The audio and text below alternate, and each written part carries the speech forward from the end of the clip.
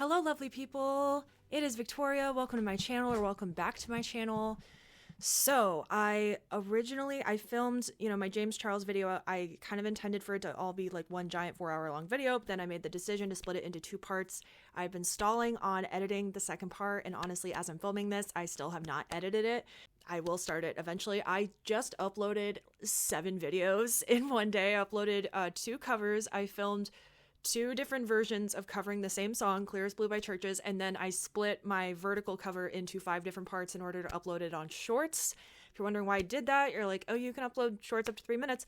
Shorts is weird when it comes to copyright. Sometimes it'll let you post, covers over a minute long. A lot of times, though, it doesn't, and it ends up blocking it. That's why if you follow me on TikTok, you can find a lot of my full covers there whenever I remember to post them. But I just did that.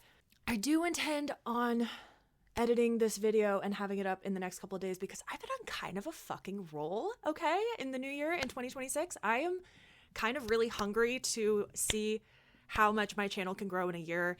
I know there are probably like strategic things like posting on the same days and the same time and stuff like that, and I'm still figuring that out, and we're just making content when we feel like it and posting it when it's done, because I don't really want to sit on a video once it's done too often. Anyway, I figured this video needs its own intro, so this is going to be the second part of the James Charles video, and we're basically going to be going from just after the 2021 allegations, but basically 2023, because as far as I know, not a lot happened between 2021 and 2023. And up to present day. I hope y'all enjoy. I'm a singer-songwriter, musician, and I make videos about whatever I feel like talking about whenever I feel like talking about it. A lot of it is like personally oriented, video story time rants, sobriety journey related stuff, but also I do a lot of like video essays and commentary about pop culture, internet culture, and whatever interests me. I sometimes get tempted to talk about things just because they're trending, but if I don't feel like I can really add something to the conversation, or if it just makes me mad, I'm going to try to be selective. I saw some discourse recently about how people feel like video essays have gotten really repetitive, and a lot of times it's just people talking about the same things and adding the same points and not really adding anything new. So I have a giant list of things that I want to talk about, videos I want to make, and quite a few of them are video essays, and sometimes I'm not really planning on adding a whole lot of new things to the conversation, but I want to be selective in the sense of like, if I have something, maybe that I haven't heard other people say, then I definitely want to add that. Or if it genuinely means a lot to me, if maybe I am making the same points as other people, but I really want to get it off my chest anyway because I do feel it and I am passionate about it, then I am planning on doing that. But yeah, this is kind of the main video that I still have in the vault, and I need to / want to film more stuff. And so I'm probably going to film tomorrow. We're going to see what that ends up being. I do still plan on doing my weed testimony video, but I kind of want to take a little bit of a break from the sobriety recovery related content for a minute. I don't want to burn myself out on that. But yeah, please consider subscribing, hitting the notification bell. I'm uploading a lot more consistently. A lot of times I'm not going to spam you with 7 videos in a day, I promise. Sometimes I do though, if I am splitting up a cover for Shorts, like I said. And yeah, I like to think we have fun here. I try to make things that I care about. Please consider checking out my music, my EP Tiny Sailboat. I am really fucking proud of it. You can find it anywhere you stream music, or you can find it on my channel in the playlist that I will probably have in a card up there or there. I would love to see if it's possible for me to hit 1,000 subscribers this year. I really want to see. Please consider sharing my content on my channel. Tell your friends about me. That would mean so fucking much. Please consider checking out my socials. I have a website, my music website / my blog that I would like to post at least one thing to this year. I haven't posted there since September. I really need to be better about that. But yeah, I think I babbled enough for now.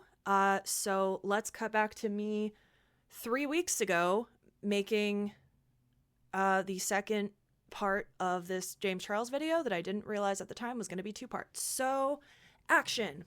Hello, and we're in the next day. Welcome back to the still seemingly never-ending story of James Charles being a horrible person, and my never-changing sweatshirt from the Winchester Mystery House. I had just finished calling myself out. Also, I'm going to make an effort to wear my glasses for the rest of this video. The glare is probably going to be pretty intense, especially because I keep calling your attention to it. I just kind of realized it's sort of important for me to take care of my eyes. So, and now we are going to 2023. So 2023 is where some more straight men came out with screenshots showing their interactions with James being pretty possessive and jealous and desperate, like trying to convince someone named David to have a FaceTime call. And some of these people were also later accused of queer baiting. Also, someone's like leaf blowing in the yard next to me, if you can hear that.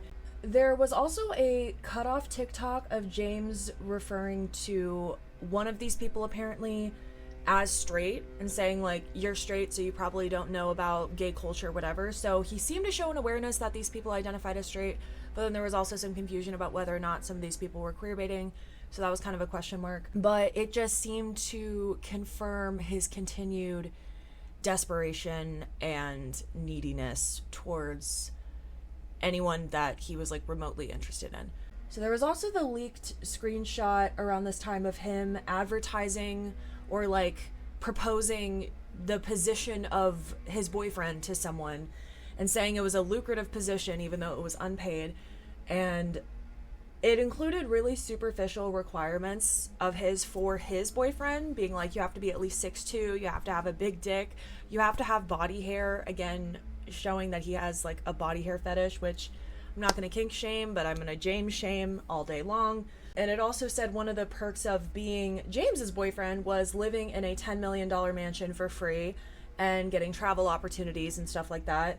Continuing to show that you seem willing to use your money and privilege and success as like a bargaining chip when it benefits you, but then you're going to use it against people when it comes time to push the narrative that you're being used. That's just my opinion. And honestly, it read less like an ad for a boyfriend and more like an ad for a sugar baby. He's also saying like one of the benefits is I have a great personality and a big ass, and it's like, that's debatable. Also, I'm pretty sure he has a BBL. Not to shame, but whatever. Further on in 2023, which just so happened to be right around the time that Colleen came out with the High video and was there I go with my air quotes again, and was responding to the controversy that got resurfaced by Cody Tyler, all that. Right around this time, we get the Cosmopolitan article titled, James Charles would like to be uncanceled, please. And within this article, we get the typical type of like, this didn't make it to my novel, flowery writing that we see so often in these editorial pieces that just do not fit the context of the piece, in my opinion. And from this writer who somehow has so many accolades, but like did not seem to do a lot of research and did not have a lot of decorum when conducting this interview and the research for this article. And so this is going to reiterate a lot of the things that we previously talked about, but I feel like this is an important bullet point for the story. So this article refers to allegations of sexual impropriety without acknowledging the fact that a lot of those allegations had proof, and that said sexual impropriety was supposedly with minors, allegedly.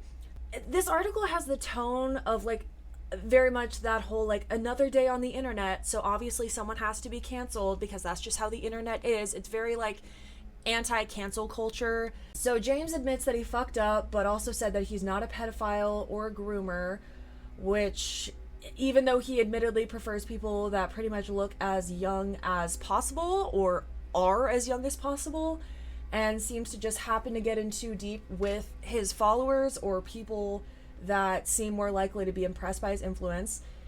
The run-on sentences in this article will also very much stress you out, by the way.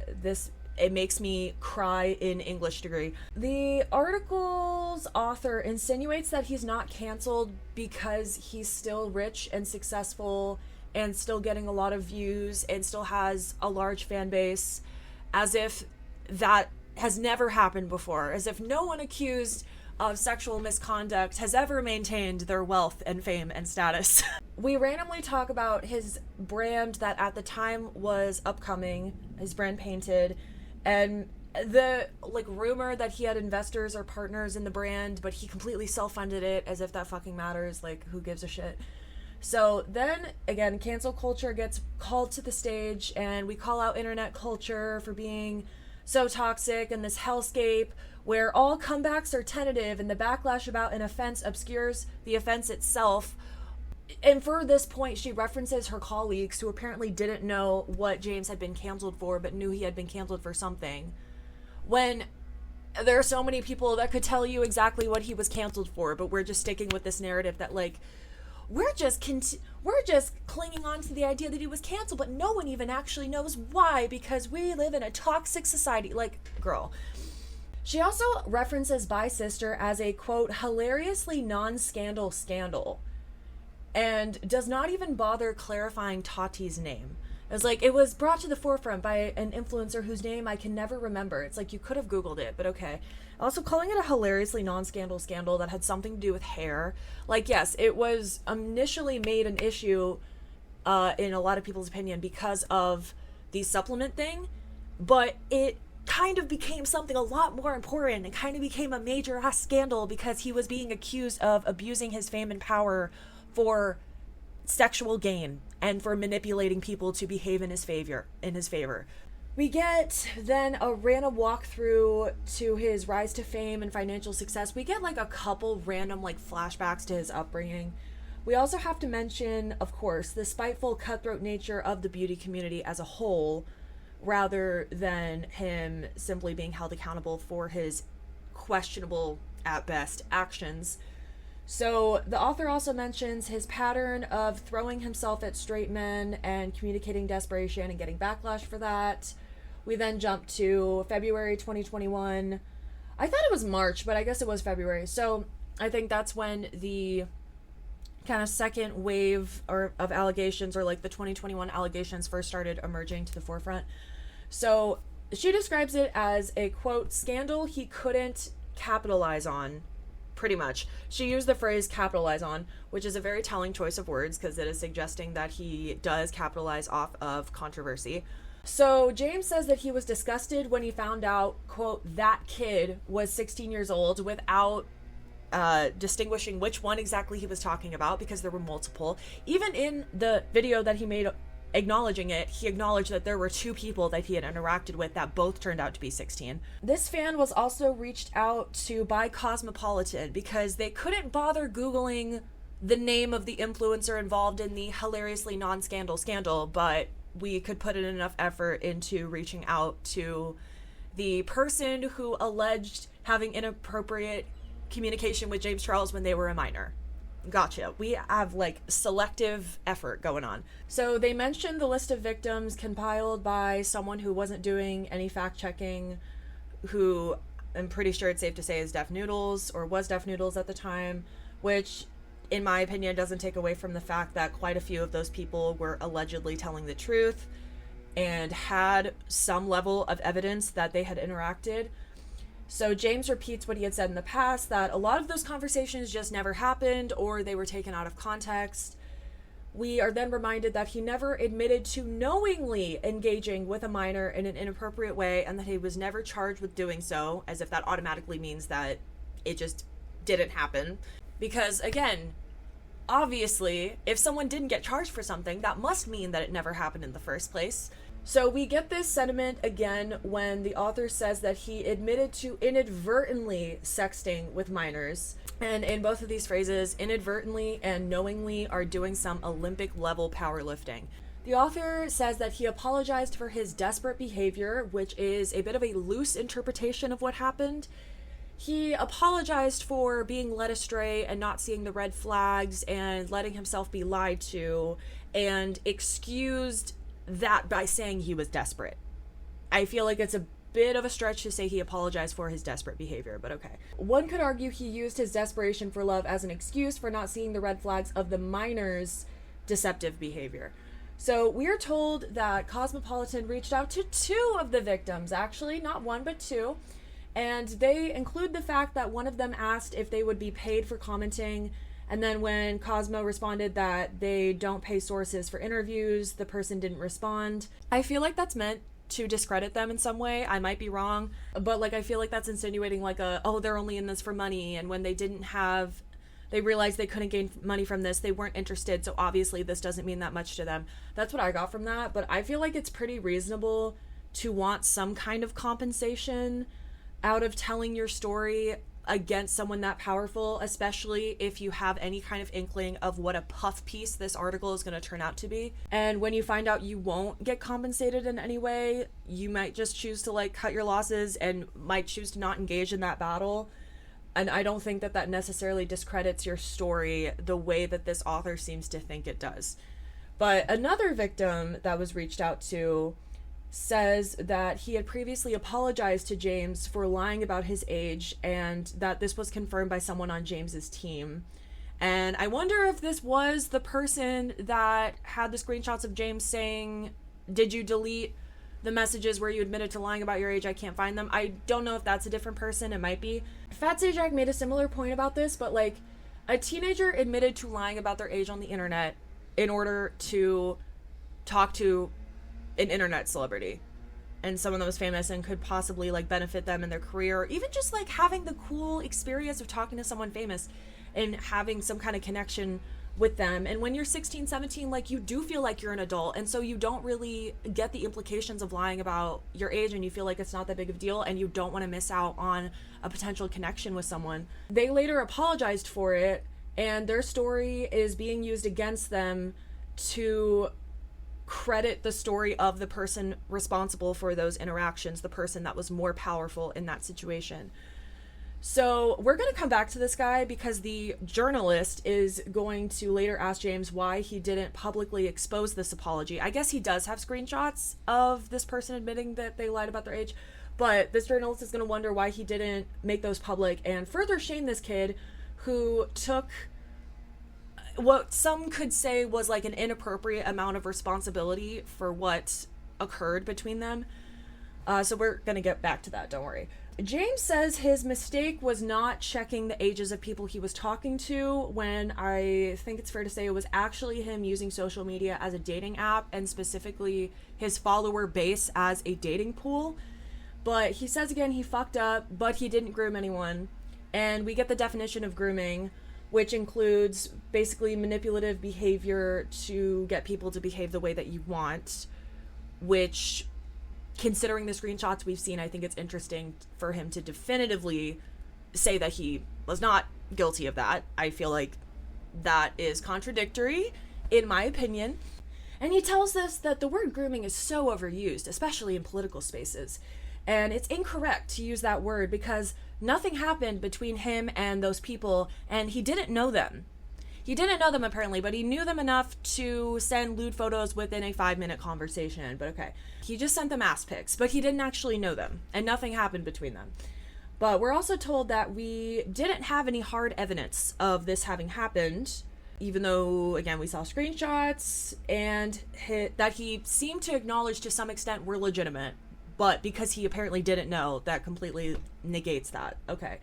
And the author seems confused at the fact that his apology video didn't quell the backlash that he received for this, which, of course it didn't. How would the video of him admitting to sexting minors out of desperation for love not quell the backlash? But okay. And also, like, say that he's taking total responsibility and accountability, even though he was lied to and he didn't see the red flags, and these people obviously had ulterior motives from the beginning, and a lot of these interactions didn't happen in the first place. But he's not making excuses. Okay. She talks about, the author talks about how his career was diminished after this. He and Morphe ultimately parted ways. He didn't return to hosting Instant Influencer, blah, blah, blah. We get the tiny violin instrumental of him saying he wanted to kill himself, and people were vandalizing his home, so he had to hire security. I frankly don't care. I don't want him to hurt himself. I don't want anyone to hurt themselves, but this seems like such a manipulation attempt, in my opinion. I feel like when people get called out, they so often play that card of like, oh, people were telling me to kill myself. I wanted to kill myself. I was in a dark place. It's like, okay, that's unfortunate. But, like, stop making yourself a victim of the consequences of your own actions. And he tried to cope in his typical methods, but eventually things got too dark. And they also just casually throw in the fact that he and his brother had not spoken in 2 years at the time that this interview was conducted, which I feel like is kind of burying the lead quite a bit there. And then we get back to how terrible these consequences were for James to face, with him saying that he missed filming and being in the spotlight and getting attention, and he was just so bored sitting in his $1 million mansion facing absolutely no significant financial hardship from not working for an extended period of time. So we get another flashback to his upbringing and how he always wanted attention and how he was gay and was like the only gay kid that was out in his community, and he only had friends online.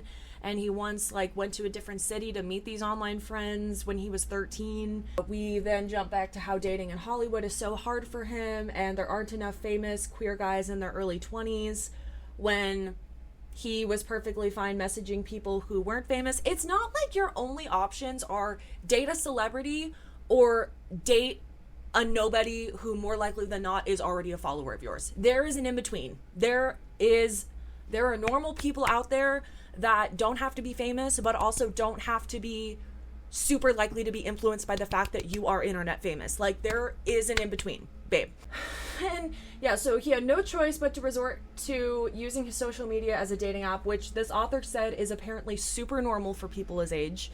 I would love to see the statistics on that. He just wants to be loved, and he's just so desperate. And when he was asked why he didn't stick with the dating apps, he said people could take screenshots or brag to their friends about their interactions as if that couldn't happen on social media, which it did, and which he then made himself the victim of it having happened anyway, even though he's continuing to do the social media thing, and he's continuing to not seek out the dating apps.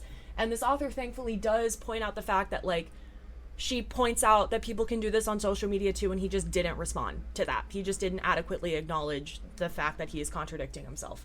So this author relates to him in some way and says that if she blew up her career, she would run away. But she's not like James, whose qualities make him seek out the light and also endure pain and hardship. Which, okay, great. Like, yeah. God only gives the harshest battles to his strongest soldiers, truly. So James talks about still sliding in the DMs of people on social media, but checking IDs before talking to them in really any way. And also, this apparently still isn't working because people are apparently still trying to deceive him. He says people thinking that he got away scot-free are incorrect, even though that's very fair to say considering he eventually got his monetization back. He still has a platform. He still makes money. He didn't face any criminal charges. He doesn't have to register as a sex offender. I think he didn't get banned from these platforms. Like, I think it's very fair to say that he got away essentially scot-free. And this author does actually point out for a second, like, he would have gotten a harsher reception and probably would have faced more consequences if he didn't look the way he did, which I think is very true. And I actually do appreciate them pointing this out. It's kind of like a footnote in the story, but people didn't like him as much anymore. So he had to hire a PR firm, and he didn't get invited or allowed to attend a lot of Hollywood events. So obviously he faced significant consequences. We then go into the blurb of the article advertising his makeup brand, which James says was a reprieve from everything else he was dealing with. Thank God. This is when the journalist asks about the boy that we are circling back to. She asks why he didn't post the apology from the kid admitting to lying about his age in order to prove his haters wrong. And James plays this altruistic role, saying we need to allow people to grow and learn, and everybody makes mistakes. Everybody has those days, and he knows what it's like to have the internet hate him, and pretty much he would never want to inflict that on someone else. So the author equates him to other scammers or controversial people and kind of tries to make this larger statement about how people will hate on people when they do things wrong, but they'll probably still ultimately consume their products, which is like, speak for yourself, babe. The only person that she also mentions who I'm familiar with is Caroline Calloway. Caroline is a scammer, like a very chronic scammer who wrote some very disturbingly obsessive shit about her former roommate, Natalie Beach, including what some could call like a straight up murder fantasy about her. She has a blurb about straight up like fantasizing about slitting her throat, which is incredibly disturbing. So that's like gross, very concerning, disturbing, unacceptable behavior. Okay? Fair. But as far as I know, none of the other people mentioned in this like group of scammers and controversial people have spoken inappropriately with minors. So that was the article, pretty much. He then went on to release some music that was very obviously auto-tuned and talking about his romantic hardships and stuff. But then, from there, as far as I could tell, things were relatively quiet on the Jimothy Charles front. Until we get to around April 2025 with the Kayla Malec situation. And I have had it on my list for a while to make a full video about this situation. But new character unlock, Kayla Malec. I may or may not still do a full video about her story because she does deserve her own video telling her story outside of the involvement of James Charles and other problematic men that got themselves involved in her telling her incredible story of triumph and survival. But this just adds an entirely new dimension to how fucked up of a person he is. I am stuttering. So I think this is important to include. So we're going to be mainly focusing on his involvement. I do really think that Kayla does deserve her own video talking about what she's gone through and how she has survived from it. And she did do a video recently, like a few months ago, called Healing, and I do need to watch that in full. So if I do a video about her, I'm going to watch that, and I just really want to give her the attention and acknowledgement that she deserves. She is 20 years old still. She's about to turn 21, but like that is insane. She has gone through so much. Okay, so in early April of this year, Kayla Malec, who is predominantly known on TikTok, came forward in a 2-part series on YouTube titled He Doesn't Love You, part 1 and 2, in which she talks about having been in a severely abusive 9-month-long relationship with a coattail riding wannabe creator named Evan Johnson. A coattail riding, currently incarcerated wannabe influencer named Evan Johnson. I would say influencer rather than creator. Like, he's a wannabe influencer type for sure.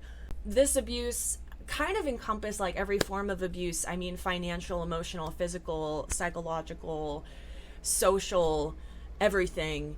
This included, just bullet points, a lot of paranoia about her cheating, public humiliation, including telling everyone at a party they were at that she was a slut and she had cheated on him, the mental degradation he put her through, like the fucking car wash situation. If you know, you know.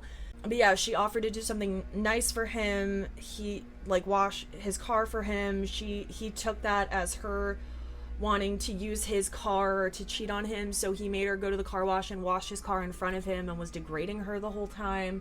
I love him. Like, if you know, you know. Let me give the details. But if you've seen the videos, you know the extent. I would encourage you to watch them to get the full context, but be warned, like, they are very triggering and disturbing and upsetting. You know, domestic violence, mental abuse, gaslighting, just all of the above. She also includes video evidence of, I believe, one of the altercations, and also quite a bit of evidence. Now there's a siren going in the background. There is so much noise in the background. Okay. I wonder how much of this is going to be picked up by my mic, but alright. So, she also includes quite a bit of evidence of one of the altercations and the aftermath of the abuse. She shows bruises, lacerations, etc. So, I want to be sure to say, just give her flowers for a moment. It was so incredibly brave of her to come forward about something like that, especially being so young and having such a large fan base. She is 20 years old. Like I said, she's 20 years old. And she has been through so much and has been so incredibly brave in sharing her experiences in such a raw way and so courageous. She also has a gigantic platform.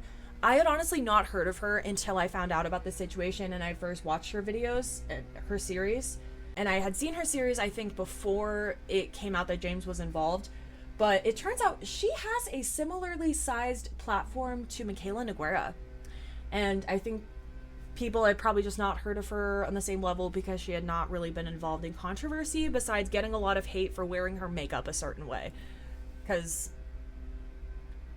anyway, I don't want to say that thing of like the worst thing a woman can be is annoying, because women can also be like, you know, abusive and awful people, but like they will get way harsher hate on the internet for doing way tamer things in comparison to a man on a general front.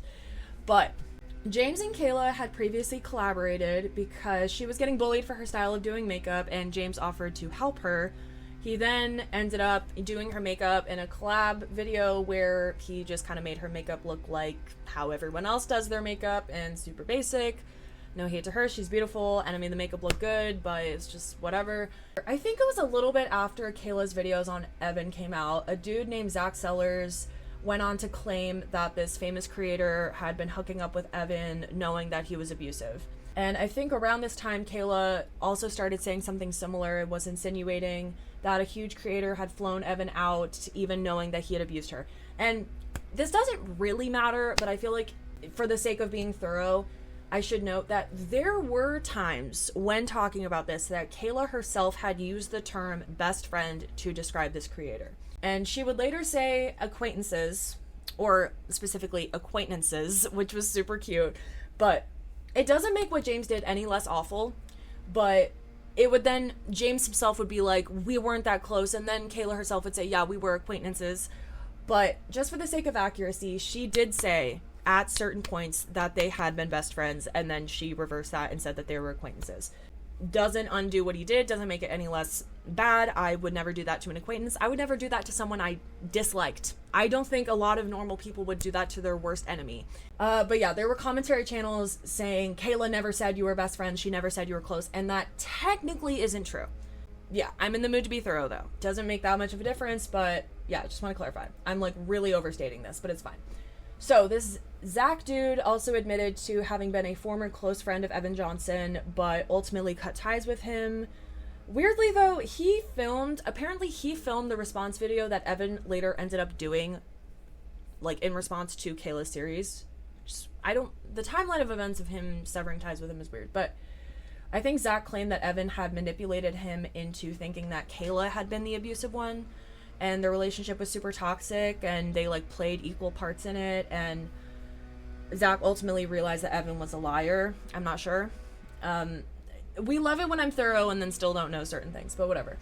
Zach did a video confirming that it was James, and he did this in like a really tasteless way. He was like, hi sisters, okay, I guess you can tell that the creator I was talking about is James Charles. Like very content, like clout goblin vibes. He later went on the Be Better podcast talking about the situation, and he claimed to have the blessing of Kayla in talking about it throughout this. But overall, I've never gotten a great vibe from him, and it very clearly to me seemed that he was playing this up for content. He made some pretty bold claims, including that James had been pretty much soliciting Evan for prostitution through an OnlyFans account, and that Zach had seen a sex tape that James and Evan had made, I guess on Evan's phone, on the same day that Kayla had just happened to announce that she had won a court case against Evan 1 hour specifically, not even just on the same day, 1 hour after this video was posted. James had uploaded his response video that had seemed to be very obviously pre-filmed. Can I shut my window? Hold on. This video was very obviously pre-filmed, and he said that talking about this situation was distracting from the issue of domestic violence, and he hadn't been talking about it because he doesn't want to affect the outcome of the court case, which, as if people can't focus on two things at once. Like, we can focus on you being a shitty person and also the greater issue of DV. And also, I don't understand how, if you didn't support him, how responding to this would have made Kayla look bad or affected the outcome of the court case, but okay. I guess he's like insinuating that her behavior and her, apparently in his words, like downplaying the situation or joking about it could have possibly made her look bad. That's my theory. That's purely my speculation. James also said that Zach's main source of information was Kayla's abuser, even though apparently like one of Kayla's primary sources about this situation was her abuser as well, and that doesn't necessarily mean that everything is false. Like, Evan is a piece of shit, but it doesn't necessarily mean that he's incapable of telling the truth. But he announces that he's suing Zach Sellars and anyone that promotes misinformation about this. Later on down the road, he'll show screenshots between him and Evan, but none of the ones that actually led to him flying him out. It was just things that they had said to each other while Evan and Kayla were still together, but whatever. He mentions that he had asked Kayla about doing a collab with her and Evan. She said they broke up. James asked what happened, and then before getting a response, asked, "Can I have him now? LOL." He literally said, all she said was that he did awful things to her, which is not true. What she actually said was, quote, "Imagine the worst things a human can do to you. It would take hours to text, and then pretty much I'll have a series out soon." She told me she couldn't. She was crashing out because they had just broken up because he was crazy. I tried to lighten the mood a little bit and make a lighthearted joke asking, could I have him now? And then asked what actually happened between them. All she told me was that he did awful things to her and that I would find out more in her 30-part TikTok series. She said she was upset that she helped build his platform based off of lies and abuse, and whenever she was healed, she was going to get online and expose him. Kayla added that she gave this man a platform, quote, based off his lies and abuse. And she had a lot to talk about, but she was going to wait to heal from it first and then clock it. I cannot state this enough. She literally said the word abuse and also said the word lies, insinuating that this man was incredibly manipulative. James admits that he did not take the conversation seriously and said that Kayla was using humor to cope, when in reality, she literally said what happened in essence. And she really didn't seem to be joking that much. She used like a couple of emojis, like a heart emoji and stuff like that, to be kind of sarcastic, but she really did not seem to be downplaying it to the extent that he tried to make it out like she was. I'm going to be so honest. I did not take this conversation very seriously. And obviously, now knowing what we all do, I fucking should have. Reading it back now, it is super clear that she was using humor to cope, and that is perfectly fine and valid.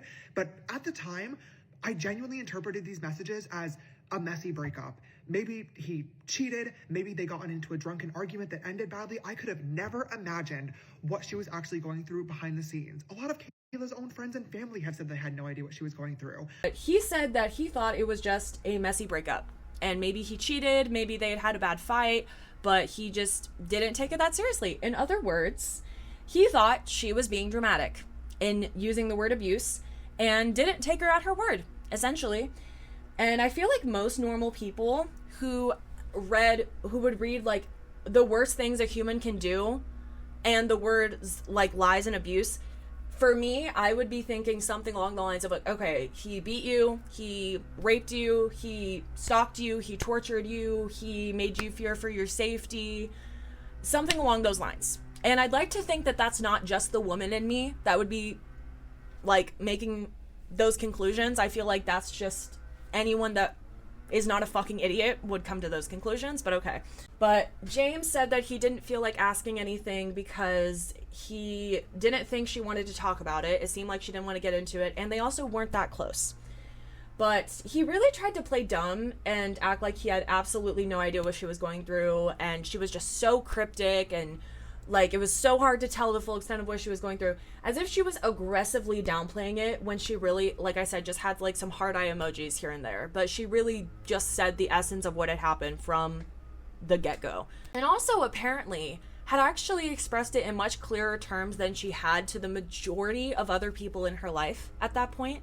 She actually, it seemed like from what I've seen and heard, this was kind of like the clearest that she had actually told anyone what had happened. And according to him, it just completely went over his head because they weren't that close and she wasn't that clear about it, which I just don't think are valid explanations. James said that Evan reached out a few days later and they eventually became friends because Evan fed James the same story that he had fed Zach, and James believed that Evan was the victim, even though he and Kayla weren't that close, and he had only known Evan through Kayla, who he knew better than Evan, and he didn't take her word for when she said the word abuse and said, yeah, the worst things a human can do. But he apparently just fell under the spell of Evan so easily and somehow was so easily convinced that Evan was the victim. Kayla was actually the manipulative one. Kayla was the abusive one. So instead of maybe asking a follow-up question or two, maybe waiting for the series that he was told was going to come out soon, which, by the way, important thing to mention is that he asked her for clarification of, oh, you're doing a series? So confirmed that she was doing a series about it, coming soon, as soon as she healed from the situation, which you think, like, if someone needs to take time to heal from something, like, that's probably pretty traumatic. If they're not able to really just get online and kind of rant about it, it's like, wow, this really takes some emotional bandwidth. She's really having to mentally prepare to be able to talk about this online. But this is probably pretty serious. You'd think most normal, sane people would come to that conclusion, but evidence doesn't really support James being that sane or that normal, in my opinion. Even after hearing her say the term lies and abuse and the worst things a human can do, he lets himself be fed this bullshit that this man's the victim, so he decides to be there for him because he apparently was so depressed and suicidal, and he wanted to be there for someone the way that no one was there for him when he got accused of predatory behavior, largely with proof. So he admits to flying Evan out and having a friendship with him, but claims that all they did was sit on his couch and watch movies and order food. And he says that he had gradually noticed inconsistencies in his story, and it lined up when Kayla asked if Evan was at his house, and he, quote, had to lie to her. I slowly started to notice that some of his stories were not exactly lining up. There were inconsistencies, and I started to get worried that I might be on the wrong side of things, and that was confirmed as soon as Kayla noticed that he was at my house, and I had to lie to her. Had to is fucking crazy work, okay? It's crazy. And lying is, in my opinion, a very sanitized term for what he did, because I feel like it's fair to say he gaslit her. He gaslit her over it. She later will show the screenshots of her texting James asking if Evan was at his house, and this fucking bitch goes, who, your ex Evan? As if there are like 15 Evans that she could be referring to. And he actually asked, why would Evan be at my house? Actually gaslighting her, like making her question her sanity for after having observed a Snapchat of Evan being in James's backyard that she had also been to. So literally gaslighting the woman who had previously used the word abuse when talking to you about her relationship with this man, who you then flew out because he just seemed so depressed and you just felt so bad for him, and you just took his word as the fucking gospel after discounting the words of the woman you had spoken to because you weren't that close, even though you were less close to the man whose word you took as the fucking gospel. Because you downplayed what she said, but took what he said absolutely at face value, and I feel like that just speaks to his inherent misogyny, his inherent hatred and discrediting of women and their experiences. That's my opinion. Apparently, he eventually found out the truth, and once he did, Evan left the next day, and James then, quote, made himself unavailable to him, which is interesting. I don't know if that just means like you stop responding to him or what exact interactions you no longer were partaking in to like make yourself unavailable. I feel like that's a peculiar choice of words. But also, just as a side note, during this time, James is 25 and Evan is 20, which he's technically a legal adult, but I feel like that just is a continued example of his proclivity for people significantly younger than him. So in this response video, James turns his focus to Zach Sellars and says, it took me 3 days with Evan to figure out he was lying, but it took you 3 months, which, considering you had assumedly spent a chunk of time DMing him and connecting with him and sympathizing with him before flying him out, I feel like that's an incorrect statement to make. I feel like it's fair to assume that it actually took you a bit longer to figure out he was full of shit, if you count the time that you spent taking his word as more legitimate than Kayla's. But, okay. This is going slightly out of order, but he actually tried to be like, I didn't know what Kayla was going through just judging by her messages because she hadn't told anyone else in her life. No one else in her life knew what was going on. No one closer to her knew what was going on. So, like, how could I have? He doesn't say it in those words, but I feel like that's insinuated, and I feel like that's super tacky and exploitative to say. But also, some people said I've seen comments saying it's actually a lot of times easier for victims of, abuse, assault, whatever, to come forward to people they actually aren't as close with in their life because they can hold a little less emotional weight than coming forward to someone very close to you, like a close family member or something like that. So it can often be like, the testing ground and where people can kind of get comfortable saying words like that to people they are a little less close with. That's why you know, counselors and crisis lines and stuff can often be such a safe haven, such a lifeline for people to talk about things that they feel like they can't talk about with other people in their life. Zach has been called out for his own shit. I feel like that's important to mention, including talking inappropriately with minors, and he can absolutely be an awful person. I'm sure, like, there is no reason to believe that he's not an awful person, but he can also be calling you out for legitimate reasons at the same time. Zach mentioned that he had found out everything from Evan by pressuring him into getting drunk and then talking about the trip, which I do want to say is just really fucking shitty. That's really fucked up. I don't feel like that speaks great things about Zach's character, considering I feel like it's fair to assume that Zach knew at that point that Evan is a raging alcoholic. Evan has a severe drinking problem, but that's just a small side note. Even if you thought that your friend had been involved in something really shitty, I feel like pressuring them into getting drunk when it's fair to assume you knew they had a drinking problem just to get information out of them, doesn't make you look great. It really doesn't. But James mentioned Zach's claim that he had seen the sex tape of him and Evan on Evan's phone, and then just says that he should post it if he has it and if it's real, but he's not going to because it doesn't exist. Which, one, small note, but he said that he saw it on Evan's phone, so I don't understand how James thinks he'd be able to post it if he doesn't even have it on his own device. But two, I actually saw multiple podcasts by this point and actually be like, yeah, honestly, that's a fair point. If you do have it, like, why wouldn't he post it? Why wouldn't he post it? Like, kind of seems like bullshit if he has it, but he's not going to post it. If he's giving his consent, like, why wouldn't he do that? And I think only Fat Sajak, and I believe it was the Do We Know Them podcast, that were the only ones to point out, you can't legally post pornography of two people if you only have one person's consent. You need both people's consent to post said pornography. Otherwise, you could be accused of distributing non-consensual pornography, aka revenge porn, which is a crime. Okay, so that's really not the gotcha that so many people seem to think it was. James also entertains the rumor that he paid Evan's bail, which I think is just a really brain-dead rumor, and it was, like, provably untrue, but he also says the rumors that he's trying to silence people are not true, and that he's, like, trying to get videos taken down and stuff like that, and he's like, I wish I could do that, but I'm not, and it's whatever. But his apology to Kayla, again, really is giving Tati. It's giving, I'm sorry I let myself be manipulated. And there were people, largely his fan base, but there were a lot of people buying this apology and being like, oh wow, he didn't stutter.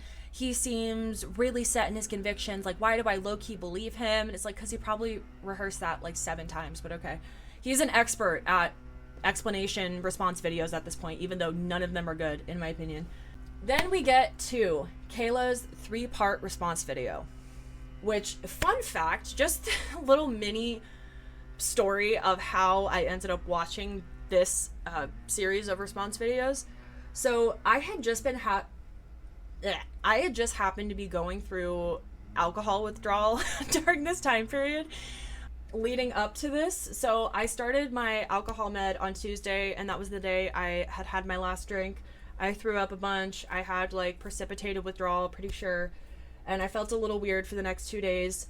And then that Friday, I had woken up at 4:30 a.m. with a splitting headache and feeling super nauseous, and I also threw up again that day. And then as I was running a hot shower to soothe my headache, life hack, once you take, ibuprofen or whatever, I like getting the shower water basically as hot as you can possibly stand it, and then I run it against my scalp, and that just kind of neutralizes the pain of the headache. I feel like that's a good hack. But as I'm getting ready to step into the shower to soothe my headache, I just go on YouTube, try to look for something to listen to in the background, and on the homepage, someone had posted Kayla's response videos from TikTok in a little 3-part compilation. So I listened to this for the first time in rather unusual circumstances. So she says it's time for her to tell her side of the story, considering she was the one that was fucked over, which is very true. She had wanted to wait a bit to just have a moment to celebrate her winning in court, but James's response video had been posted an hour after she announced that she had won, so she felt a little bit of pressure to respond closer to the timeline that had been set outside of her control, rather than when she may have preferred to respond to it, which is unfortunate. So she starts off by clarifying that she and James were not close and that they were acquaintances. And the way she says it is really cute. I've said it before, but I didn't even notice this at first. Other people had to point it out, but she says acquaintances, which is just, it's so cute. It's so cute. So she says pretty much that starting from the time that she had announced her and Evan's relationship online, James DM'd her on TikTok for the first time, pretty much saying, "Who is this?" and saying he was really cute. She mentioned he was her boyfriend, and he just said he's so hot. And then there were several interactions that she shows evidence of him replying to her TikToks or her stories or whatever, and just saying he's so hot, he's so beautiful, he's so hot, multiple times. And she said that that was the only thing he ever said to her, the only thing they ever talked about. 4 months. So she talks about going to a party with Evan and a few of her friends, introducing Evan to James at this party, and seeing them talk for a long time. She said that later on, Evan told her that James had just been consistently hitting on him at this party, and she brushed it off, and she was like, he was abusive, he's a fucking liar, so I don't know how true it is, but it seemed like James was super into him at this party, pretty much. To a certain extent, doing that shit about an acquaintance's boyfriend is just disrespectful. I feel like mentioning one time, like, oh, he's really cute, oh, he's really handsome, I'm really glad you're with a good-looking guy. Like, Tana Mojo said that. Like, there's just saying to a casual friend, like, oh, I'm glad that you're with a cute guy, you guys are really cute together. Like, there's a certain level where that's appropriate, and then there is a pretty clear line where that just becomes disrespectful, and it seems like he was tap dancing on that line. Or, like, tap dancing across that line. He was, like, limboing under it while doing a fucking shoulder shimmy. And Fat Sajak mentions that, like, a lot of gay men would hold themselves to some kind of girl code when it comes to how they speak about a friend's boyfriend, but James does not seem to be doing that. He wants to reap the, pretty much, like, the benefits and the privilege of being an effeminate man, and kind of pretending he doesn't have a certain level of male privilege, but he doesn't want to actually hold himself to the same standards that self-respecting women would when it comes to how they speak about their friend's boyfriend, but whatever. Or their acquaintance's boyfriend. Literally any other woman's boyfriend, but whatever. Fat Sajak mentions that a lot of her gay friends would likely tell her that she's beautiful and compliment her before openly thirsting after her partner, and I feel like that's a really good point as well.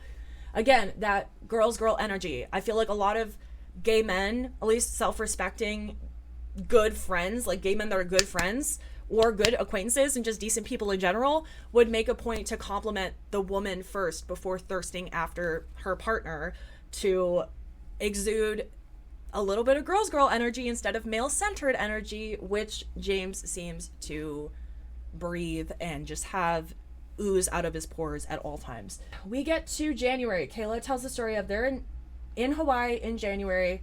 She said that Evan had said that James was DMing him on Instagram. The two of them were sending pictures back and forth, very like a la Snapchat, where Evan had told James that he should... I have so much air in my stomach. Okay, so...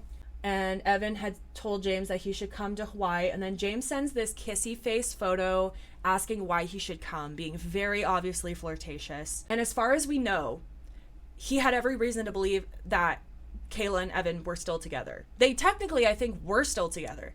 This was like the trip where they broke up, but they pretty much were still together, at least publicly at this point.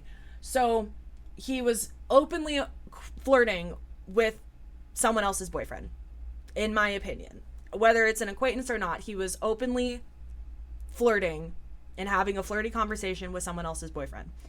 Which, just on its own, that's shitty behavior. But yeah, it's the boyfriend of the acquaintance who you never reach out to about anything other than how hot you think her boyfriend is. And Kayla says herself, it seems like behavior you would only do if you're trying to fuck or trying to flirt. But we go to James reaching out to Kayla about the collab and her telling him they broke up. And James' first question was, wait, what happened? And then, can I have him now? Before he even got a response. So he asked what happened, but he didn't wait for a response before joking about wanting her ex, which, like, that could have gone sour in 75 different ways. And, like, it's so risky to ask something like that. Like, not even get the actual answer of what happened before just continuing to thirst after her boyfriend. As a joke, but, like, really doesn't seem to be that much of a joke. She mentioned that he was fucking crazy, and she mentioned a 30-part Who the Fuck Did I Marry series to James. The fact that she was going to do one. He asked if she's doing a series about it. She confirms. She says she's going to do it, but it's a lot, and it's a lot to text. But I really don't think, Fat Sage Jack says this, I don't think that meant that she doesn't want to talk about it. And also, even if she did, I feel like a lot of people would have opened the door to communication somehow. Would have sent a text of just, okay, you know, whenever you feel like talking about it, I'm here for you. Just know you can always reach out if you want to FaceTime, if you want to call. If you ever feel like texting it, like however is most comfortable for you, I'm here for you. I am always, you know, I'm a listening ear if you ever need one in the meantime. Or, you know, if you need a practice for that series, in the meantime, just know I'm here. Whatever you need. I feel like most people would send something like that. Maybe not as long-winded as that, but most normal people, I think, would send that out to even an acquaintance, to anyone that they see going through something. I've seen Instagram stories from like former sorority sisters of mine that I'm like super casual friends with. Like we just follow each other on Instagram and TikTok and whatever, and we don't even really talk. But if I see a story of theirs of them being like, I'm going through a hard time, I'm dealing with a lot right now, I'll send a message of like, hey, I know we don't really talk, but like if you ever need a listening ear, you ever need a vent about what's going on, just know I'm here for you. I feel like that's just a normal thing, but he didn't do that. Kayla also makes the point that James knew her more than Evan, but was so much quicker to believe Evan's word over hers. And Adam McIntyre and Fat Sajak both made this beautiful point that I love so much. They both basically said the same thing, which is that James will always be desperately chasing after something he can never have. He will always be the fucking bridesmaid. He will always be the fucking bottom feeder, desperate, self-hating, pathetic person that he is, and that he has shown himself to be time and time and time again, and he will never find someone to truly love him for who he is, because I think it's pretty obvious that he fucking hates himself. He hates himself so deeply, and he is just constantly trying to fill a void through external validation. It just comes out in this ugly behavior that we have seen so far and we will continue to see going forward.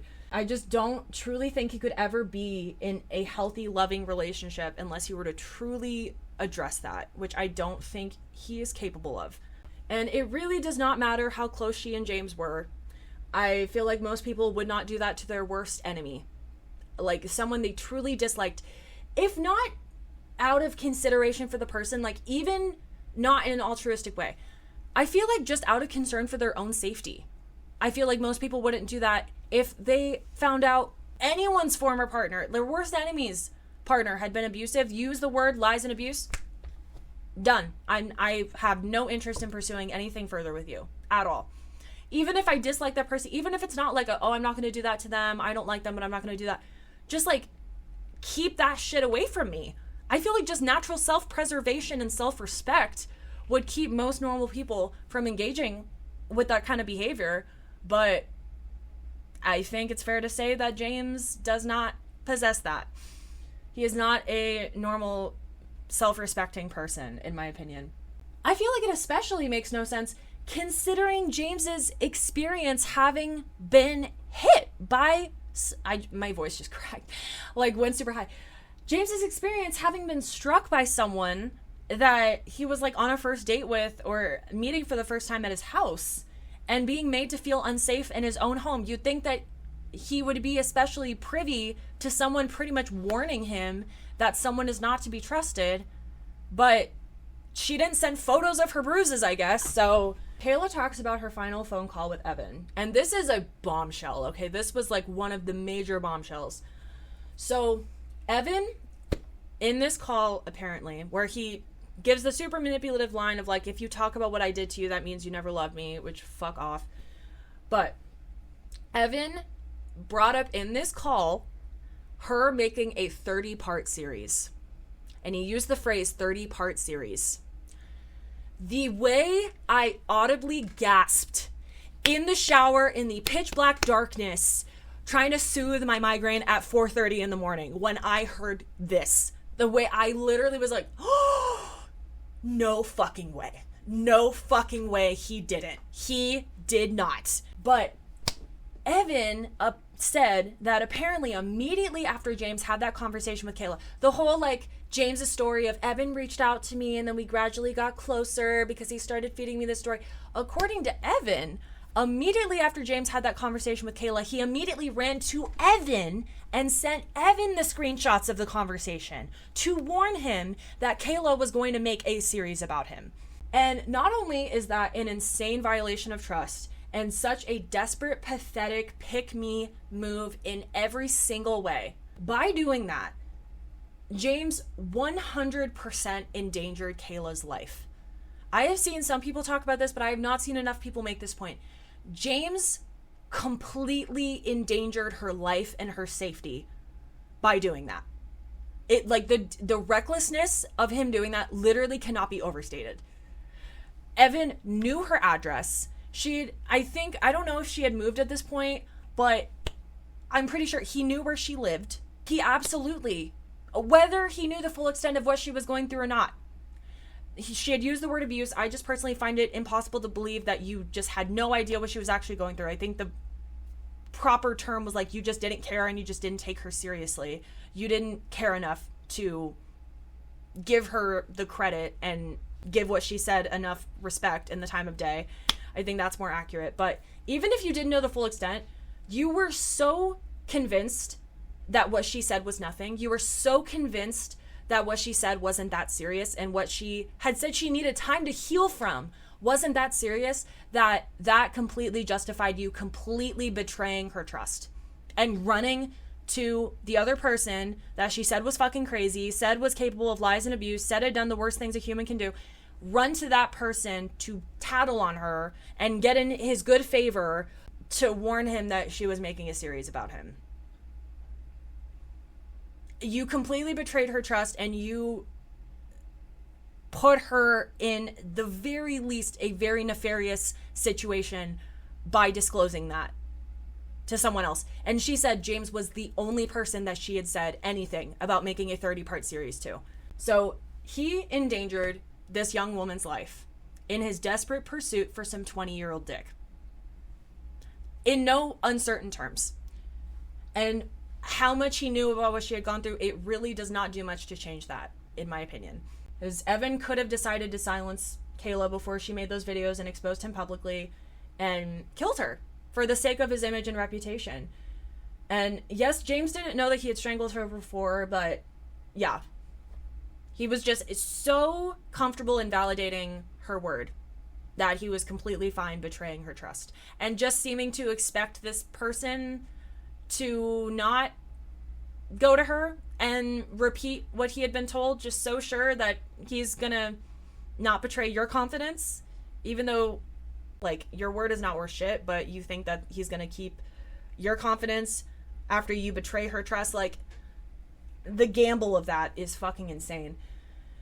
But this was assumedly before he had fed you the narrative about him being a victim. This was apparently before the supposed manipulation had occurred, but you were so sure that he was in the right that you were fine letting him know that. I know I'm like repeating myself, that it is impossible to overstate how fucked up and dismissive and reckless and insane that is.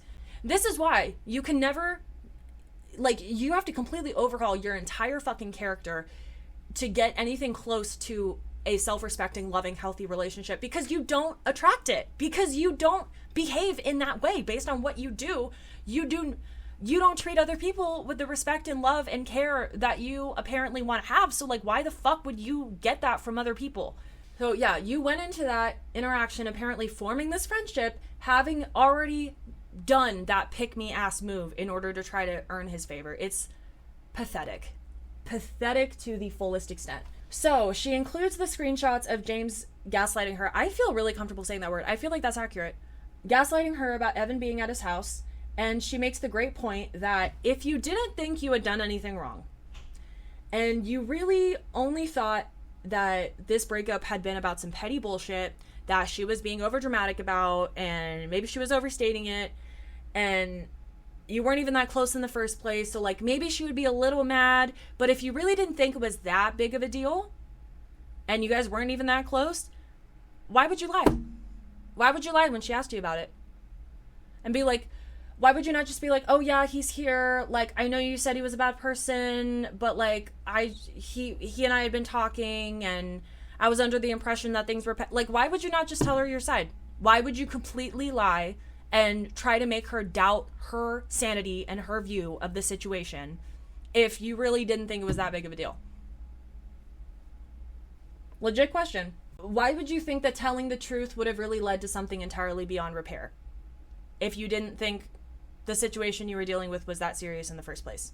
And if you really thought that he was just depressed and a good person and being misunderstood and he was caught up in some drama, yeah, why did you not just repeat the story that you had apparently been told to her and say where you were coming from and what impression you were under, and like hash it out then and there instead of completely lying? So she talks about spiraling and driving past his house, which I absolutely would have done, by the way. I feel like most people would have done that.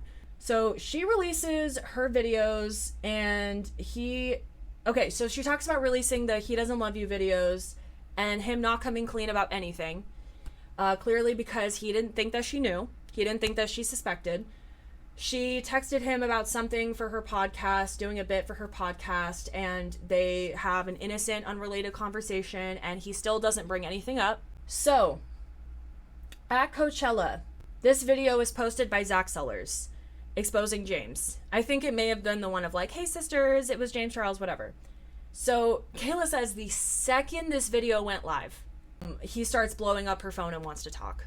And not that I really thought this in the first place, but the fact that like he was so aware the second this video dropped, it really makes me doubt that he was unaware of her video announcing she had won her court case before posting this pre-filmed response video. I really refuse to believe that he just happened to not be aware that she had posted this announcement video before posting that. Like, he just didn't care. In my opinion, he didn't care. And I feel like that's supported by the fact that the second Sellars' video drops, James starts blowing up Kayla's phone and wants to talk at Coachella, and he suddenly has felt guilty about this for weeks and didn't know how to tell her and wants to tell her his side of the story, and suddenly makes it her problem for her to hear him out on his timeline. Which, yeah, any decent person, if they found out the truth about someone that they had previously given the time of day and let stay at their house, I feel like the second they found out the truth about them, they would have come forward to that person and been like, hey, I just found this out. I need to confess to you. When you asked me if Evan was at my house, I totally lied, and I'm so sorry. Like, I didn't know what he had fully done. But he didn't. Even though he apparently felt so guilty, it just happened to not come to the forefront until it had been made public. Like, I feel like most people would be so disgusted and besides themselves that there would be little else to do besides coming forward to the person. James then had the gall, the gumption, and the motherfucking audacity to tell Kayla that Evan manipulated him as well. And that is so fucking sick. To try to guilt trip an abuse victim by, like, trying to get them to empathize with you of, like, he manipulated me too, and you know how he is. And Kayla so thankfully calls him out on his bullshit and is like, how did you get to that point where he manipulated you in the first place? Meaning, you came at it from the position of not believing me and believing him more than me. And I said he abused me, which she did. She literally used the word abuse, and he only met Evan through Kayla. Kayla's a sweetheart, and she really tries to give James the benefit of the doubt by saying that she could tell he felt guilty because he was blowing up her phone, when I disagree. I think the reason he was blowing up her phone was to make himself feel better and do damage control. And I think he was just making himself the victim of being exposed for his own actions because that is a pattern of his. James at some point also included, at some point after this, after she released her response video, he included screenshots of texts between him and Evan, but didn't include anything from after he and Kayla broke up. So kind of didn't do anything and just missed the point. And Kayla says that she believes that once she posted the proof, he probably dropped Evan, but it was the fact that he took Evan's word so much more seriously than hers, and the fact that she had to post that series in the first place for him to actually, like, take a double take and maybe consider that she wasn't being dramatic about it. So she asked the camera if she sounds bitter or if she has a point, and Queen, you have all the points. So she states that she doesn't think James would have said anything if it hadn't been made public, and I 1000% believe that as well. And I don't think he cares to this day about how he affected others in this situation outside of how it made him look. I just don't think he is capable of that. And the fact that he posted a pre-filmed video 1 hour after she posted an announcement that she won. I find it really hard to believe you just happen to not see the announcement video before deciding to post your response, especially considering how on the pulse you seem to be when it comes to things involving you. Kayla later went on the canceled podcast and talked about how she and Jacob Sartorius realized that James seemed to be paying for bot comments that were saying that Kayla was dragging out the situation and supporting him, and these comments were getting an unrealistic amount of likes in a super short amount of time, and they seemed to be coming from fake accounts. So it seemed like he was trying to control the narrative, even though he was, playing the remorseful card, but trying to control the narrative and push out the idea that she was dragging it. Right around this time, people were calling James out in his TikTok comments for the situation, and he was responding in his typical condescending way, saying that people should get a job or a hobby. I was like, maybe try getting a job or a hobby. Hope this helps. Like, just so gross. And I try to never engage in the content of people that I don't like, but I just couldn't resist, and I fell for the rage bait. And I remember commenting something along the lines of like, you should consider getting some friends your own age instead of thirsting after abusive people 5 years younger than you. Hope this helps, or something like that. I don't know if he like blocked me or anything. I didn't really seek that out, but it was a moment of weakness. I need to not do that. But this dude is so insanely allergic to criticism of any kind, and he gets so invested in lashing out against anyone that mildly criticizes him because he is such a psychotically insecure person who also just fundamentally hates women, in my opinion. I think he's a great example of like gay men that kind of try to like passively get away with misogyny because their effeminate nature like makes them more appealing to women, or makes them seem like more safe to women, or they try to play the role of being like one of the girls while they also seem to hate women as suggested by their behavior. I think the Swiftologist is another great example of that. After Kayla's response video, I mentioned he posted the screenshots, didn't include the ones leading up to him flying him out. And apparently this was another situation where, like, as far as I could tell, he just continued on, and some people probably stopped supporting him or reaffirmed their dislike of him, but for the most part his stands just seemed to eat up his bullshit. A few months ago, I saw an Angelica Oles video about James making fun of people, mainly women, who do like certain TikTok shop ads and promote products in a certain way with like certain gimmicks, even though he uses those same gimmicks often to promote his own products on TikTok shop, and he just used criticizing those people's ads as a roundabout way of promoting the same products that those people were promoting. So he also, this one particular person, he also was very nitpicky of her. And like, this woman was using a product recommended by Cardi B, and she said, okay, Cardi, let's try this product.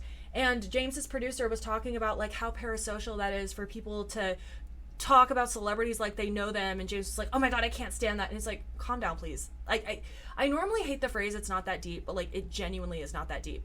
He talks about people using certain gimmicks to sell things when he uses all those same things, rage bait, clickbait, everything, and makes the most brain dead fucking cringe ass ad concepts, but he acts like he's above it all. And he randomly criticizes this woman for being boring, mentioning the fact that the product she's using has 10 probiotics, and it's like, oh my god, girl, you're boring me. Like, who fucking cares about 10 probiotics? It's like, maybe people looking for a product that could treat their skin in addition to acting as makeup. Like, maybe people that are sensitive to certain makeup products, so they need something that has more enriching ingredients. Like, again, calm down. Like, it's genuinely not that serious. But he said her color match was bad, but then was talking about how his foundation matches his arms and his chest, not his face, because his face isn't tan, when that woman apparently went on to say the exact same thing. And she called out all of this, rightfully so, in a video, but then he tried to rewrite history in the comments and say, like, you left out the part where I corrected myself and said your shade match looked good, which didn't happen. He corrected himself about his own shade match looking good, but didn't correct it about her. And he tried to be like, you missed the part where I said you look beautiful. And he said it in the most, like, condescending way of, it looks really beautiful on her. And she responded being like, it was giving Regina George, like, oh my god, I love your skirt. Where did you get it? Like, and that was very accurate. So But he tried to play the bigger person in the comments when the original video he made just had "pick me, mean girl" energy written all over it. And I feel like it's interesting. I feel like it's an interesting thing to note. I don't know if this really played a role, but I just feel like noting that this woman, I wish I remembered her name and I put her name in my script. I want to say her name's Lauren, but I'm not sure. I might just have a thing where I assume every woman's name's Lauren if I don't know her name. But so this person, this creator, also has successful music content, and she's kind of known as a singer. And I feel, this is just me, like tinfoil hat, this is me speculating, but I feel like this supports my theory that James, well, one, hates women. I feel like that's very supported, but I feel like he is especially jealous of and resentful towards women who seem to have what he wants, such as like being seen as desirable by straight men, or being taken seriously as a singer or a music artist, which he has expressed that he really wishes he could be taken more seriously. But that's just my theory. That's my theory. I feel like he kind of like is especially petty towards women that just happen to have characteristics that he seems to want. So, and then the last major bullet point of this never-ending story is the resurfacing of the allegations against him by Ethan Rhett. And I feel like this is going to turn out to be like a Hannah Needs to Yell type length video, because I watched, like months ago, I watched her 4.5 hour long video about him, maybe like a year ago. It was a while ago.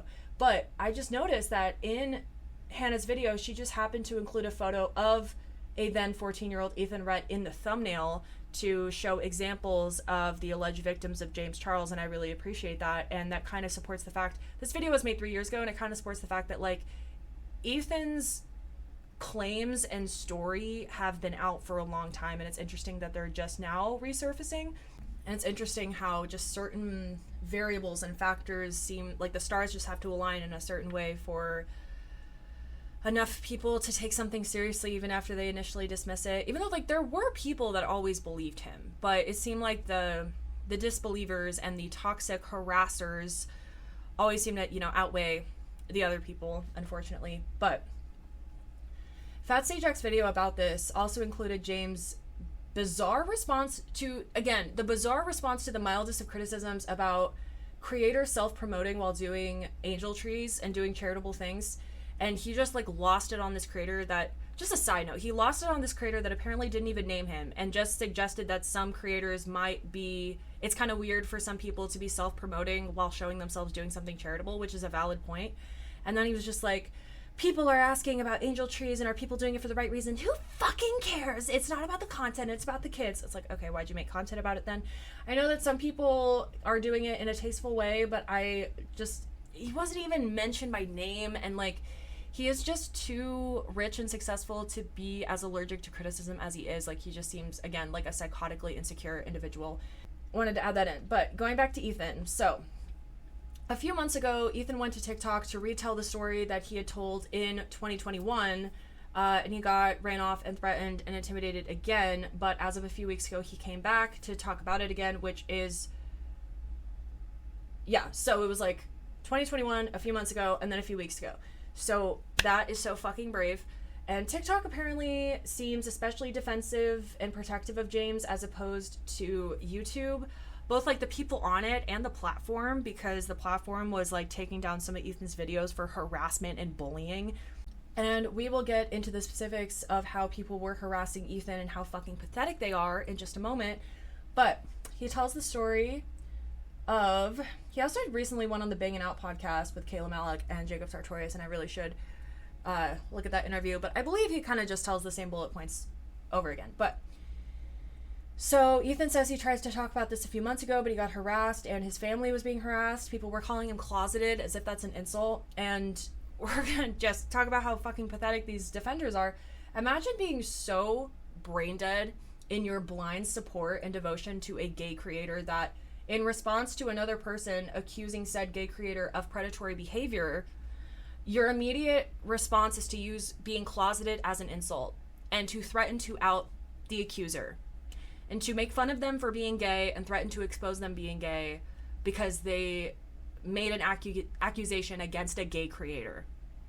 I feel like you're probably not the ally you think you are. And if you are doing that and you identify as being a part of the queer community, that is shameful, to say the least. You can, like, argue with the wall about it. I don't understand how the fuck that makes sense, but anyway. So Ethan blames himself to some extent for not showing as much proof as he has, and says that contributed to people not believing him, which is really sad because a lot of people just don't have the proof to show in the first place, and I don't think that should necessarily keep them from speaking about what happened to them. But he says that he will be showing the correspondence he had with lawyers, and he also said that he's not doing this for the sake of drama or attention, but he wants to tell his story, and he is refusing to back down, which is just incredibly courageous. And he plays the older clip from earlier this year of him telling this story for the second time. So he says again in this older video that he doesn't want to hurt anyone's career, but he starts to tell his story. So he was 14 years old. He had wanted to be a content creator his whole life. He started getting big on TikTok and had a few 100,000 followers. James commented and liked one of his posts. James then ended up, this is all, what Ethan claims. I hate saying allegedly because I do believe everyone, but just I need to cover my own ass because I don't think James is above trying to sue a creator with not even 300 subscribers. But anyway, James ended up following him and DMing him on TikTok. Ethan then messaged back, which is very understandable, and then James told Ethan to add him on Snapchat. So according to the Bangin' Out podcast interview clip that I saw, I think in like a spill sesh video, Ethan told James in these initial first TikTok messages that he was in high school without specifying what grade he was in. Got a call from my job, and I'm going to come in a little earlier than expected, but I really want to try to finish this video now. So apparently in these initial messages, Ethan told James that he was in high school on TikTok before they even switched to Snap. And he didn't specify the grade. I really don't think that matters. Allegedly, James initiated the switch to Snapchat. Eventually, Ethan told him he was 14, which was, by the way, also available on his famous birthdays page at the time, and I believe even in his bio, but I'm not 100% sure. But allegedly, James was fine with this age, and he asked him about his career aspirations. Ethan told him he wanted to be an actor or a model or both, and James was very supportive of that. Ethan said that his brother started to pick up on the weirdness but didn't really step in, and I feel it's not mentioned how much older than him his brother is. I assume he's an older brother, but I feel like people should be careful in saying that the brother should have done more, and like the blame is on James 100%. Yes, like as an older sibling myself, it is important to, question if you think your sibling is getting in a weird relationship with someone older than them. Like, I have done that myself. I've voiced a similar concern before. But, if 14 and the older brother's 16, like, we should be careful. And even if he is older, I feel like we should just be careful speaking about what the brother should have done or anything like that. Because also, younger siblings are going to do what they want to do for the most part. So that's my opinion, though. But Ethan shows a video of him FaceTiming James at the time when Ethan was 14 years old, where his voice had not even fully dropped yet, and he was very obviously 14 years old, judging by his face. I feel like that can be just unanimously agreed on. So I do not see a world in which someone would take, even assuming Ethan lied about his age and said he was 18, which I do not believe, but I don't see a world in which someone would just take someone's word for it, who looked like that, who was claiming to be 18 years old, and not asking for any kind of verification. I don't see it, especially someone with a following and the amount to lose that James had, and who had been through Bi Sister. So Ethan says that he didn't lie and he told him about his age, but that's always James' get out of jail free card, quite literally. So allegedly. So I always have to entertain that possibility of if they did lie about their age. So Ethan says that James became really aggressive with him at a certain point, and he started demanding photos of his happy trail, which literally makes my skin crawl even reading that out. But Ethan said that he lied and said that he had shaved his happy trail to avoid telling James that he didn't have one because he had not finished puberty yet. And this grown man, this 21-year-old man, demanded that Ethan not shave his happy trail again because he liked that. And me being an adult and having the perspective of an adult, I feel like a justified response to that would be fuck off. Fuck the fuck off. I only shave my legs. I don't even shave my armpits or like any other part of my body. But whether someone's telling me to shave my body hair or not shave my body hair, I feel like the appropriate response in any situation is fuck off. Like, do not tell me what to do with my body hair. And Ethan, it's very controlling, very possessive, very weird. And Ethan minimizes this and is like, you would have had to be in my shoes to understand how that's weird. Like, I get how that's not weird, but like, babe, that is super fucking weird. Like, I 100% get that. I got you. So he says that James sent a picture of his ass and a video of himself in the shower. The word was censored. I don't know what he was doing in the shower, but once James didn't get the response he wanted, he started threatening to ruin Ethan and his career, saying he would out him and tell everyone he was closeted. Again, a gay man himself allegedly threatening to out and publicly humiliate a child, or at the very least, someone with a way smaller platform than you who wants to get ahead in the career that you're prominent in, but a much less powerful person than you, and threatening to publicly humiliate them and ruin their career prospects if they didn't behave in his favor. I'm switching between like his and your a lot, switching pronouns, but I think there's a word to describe that kind of behavior. Allegedly. Blackmail. So yeah, pretty much like allegedly blackmailing a child. I feel like that's an accurate statement in my opinion. So he starts showing email correspondence with his lawyer. They were, sending and signing contracts. The lawyer was talking about communicating with a detective at the police department. I believe Ethan, at the time, maybe still lives in Texas. And those are the only emails he has at the moment. And he talks about why he ultimately stopped working with the lawyer and the detective. So he was being stalked and harassed. I believe still as he was 15 years old, people were sending him his address. They were sending him pictures of his house, and behavior that would be absolutely terrifying to an adult, let alone a teenager. But he started ghosting the lawyers and the detectives, which he says he regrets because to this day he is very traumatized by the situation. But he talks about one of them reaching out to him and saying that he could get some money because James likely wouldn't want to take it to court. And Fat Say Jack makes a great point. If you have the money and resources that someone like James Charles does, and you're pleading ignorance, you're pleading innocence, or whatever the fuck you're pleading, why would you not want to take that to court? Because that is something that I feel like could very well constitute a defamation case if it's not true. Unless you are allegedly guilty. Because if it's not true, you could have grounds for defamation, but you probably wouldn't want to start shit like that if it was not true. Hypothetically, in my opinion. He says, Ethan says that he was disappointed that they said that, but just to their credit, play devil's advocate, a lot of the time people really can't get justice in a court of law for things like that, and a settlement is kind of the closest thing that they can get to justice in a lot of situations. So he shows a photo of himself at 14 and also his famous birthdays page, which was up at the time, apparently, and showed his accurate age. He is now 20 years old, by the way. But we also get a video of him opening a snap from James at the time, like 2020-ish, saying 4 years, which, according to Ethan and a lot of people's opinion, was implying 4 years until he turns 18 and implying knowledge of his true age. We didn't see, the full context of that situation. Playing devil's advocate, maybe he was asking him, how long have you been making content on your channel? And he could say 4 years. I don't personally believe that. I believe Ethan's claim that this was showing awareness of his age. That is my opinion.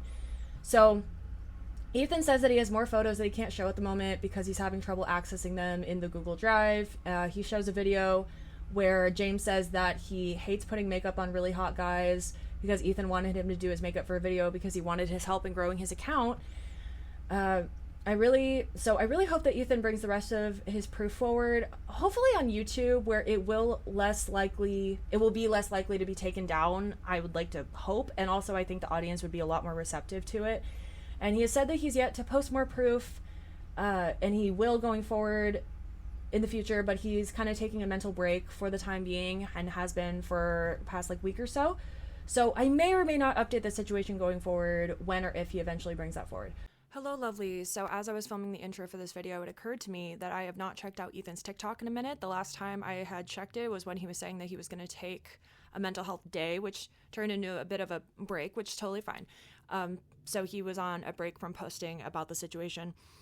And I was like, that's been a minute. Let me check to see what's been going on. So it seems like he came back for a second to talk about it, just to address his motivations and why he was talking about it. And he said it is purely to encourage and offer, like, inspire young people, primarily young boys who have been taken advantage of, who felt exploited, who felt powerless, who feel like they're not going to be believed, because the conversation should be extended to male victims as well. It's not just about female victims, which is very true. They deserve to be believed. They deserve to be seen as legitimate. And to be fair, female victims are still very commonly not believed. They are disbelieved. They are discredited. You're doing this for clout. You must have asked for it, blah, blah, blah. However, considering that, I cannot imagine what male victims go through. I cannot imagine the fear and the anxiety about not being believed that they must go through, because it is generally more accepted for women to be victimized and taken advantage of. But he also acknowledges, young people in general. I hope young girls as well can see this. So I thought that was really beautiful. He also says that people should feel more than welcome to reach out to him and talk to him about anything that they've been through, which is obviously very kind of him. I just hope that he has not found that to be too overwhelming, and I hope that he has not been, like, emotionally overloaded by that, or felt too trauma dumped on or anything like that, and that doesn't begin to kind of pile on with everything that he has been through. But obviously that's a very kind offer and gesture, so that is great. He has posted quite a bit since then, but it's been very lighthearted stuff, just like him in the gym and flexing, and him in the shower, and him in Vegas, and doing, viral sounds and dancing a little bit, and just doing stuff that seems to be making him happy, which I, am super happy to see. That's awesome. I'm obviously going to try to stay privy to the situation and see what he comes out with when he comes back, because he has insinuated that he has more evidence to show. But yeah, that is basically it. That was like a bit of a mini update. So that's that. So that is just about where we are now that is about where we are as of now regarding James fucking Charles fucking Dickinson. And I feel like it's at least close to the full story, and it really speaks to the patterns of his behavior and people's responses to it. So this was a lot to get through, but I also feel like it's important to remember the full context of the shit he's done. And I feel like a lot of the events kind of feed into each other and speak to larger patterns. So I hope you enjoyed this video. Thank you if you made it through the entire video. My God. I am just going to post this all as one big video. Hopefully this is the only James Charles video I will ever have to make, but likely won't be, especially if more info comes forward. But I have a lot of videos that I want to make sometime soon. Some about shit that makes me mad, and ones about things that I find really inspiring and encouraging and enjoyable to talk about. So please consider subscribing and hitting the notification bell to be notified when I post. I'm trying to be more consistent with posting. Also, please consider checking out my music on my channel, this channel, or my Spotify, or wherever you stream music, especially my recent EP, Tiny Sailboat, and also my music website /blog, where I do need to post more often, but I have a couple essay article type things on there. I also have my social media handles below, my Instagram, where I post kind of more personal type stuff, and my TikTok, where I mainly post what I post on my shorts, but I tend to do the full versions of covers and stuff because the copyright rules are a little bit more lenient over there. So I appreciate you. I hope you have a lovely day, and I hope to see you next time. Bye.